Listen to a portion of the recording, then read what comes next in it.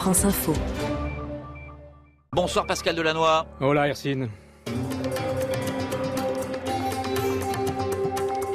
Je devine donc, Pascal, que nous sommes en Espagne ce soir, précisément à Madrid. Dans 48 heures, la capitale espagnole sera coupée en deux, en quelque sorte, pour la finale de la Ligue des Champions.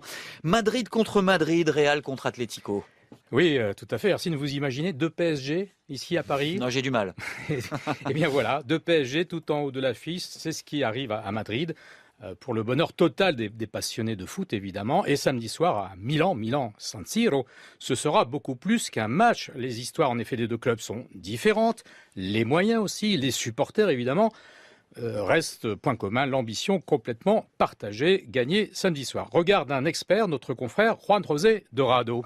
Autant le public du Real est un public qui historiquement a été plus aristocrate, plus froid aussi dans l'enceinte du Santiago Bernabéu, de l'autre côté, l'Atlético de Madrid, c'est plutôt les clubs des quartiers populaires. Son stade, Vicente Calderón, est un stade où l'ambiance est toujours énorme. Donc c'est vraiment deux clubs qui ont été toujours très différenciés, et notamment aussi par le pouvoir en place, puisque à l'époque de la dictature en Espagne, le Real était le club de Franco et l'Atlético était le club des classes populaires. On parle de classico entre les deux, ou cela est réservé à Madrid-Barcelone?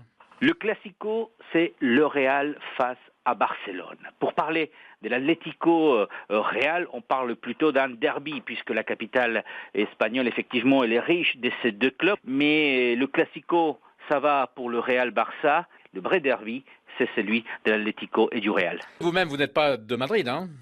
Non, pas du tout. Je ne suis pas du tout de Madrid. Alors pour moi, c'est très compliqué de pouvoir choisir entre l'un et l'autre. Mais je reconnais qu'aujourd'hui, le cœur de beaucoup d'Espagnols et le mien sont plutôt pour l'Atlético. Ah, le petit.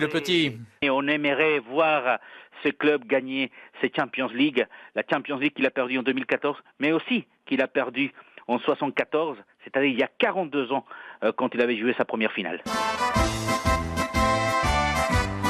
Toujours l'histoire de David. L'histoire de David et Goliath, et j'espère que c'est encore David qui va gagner. C'est la fête, là. Oui, on fait plaisir à Juan José, l'hymne des supporters de l'Atlético.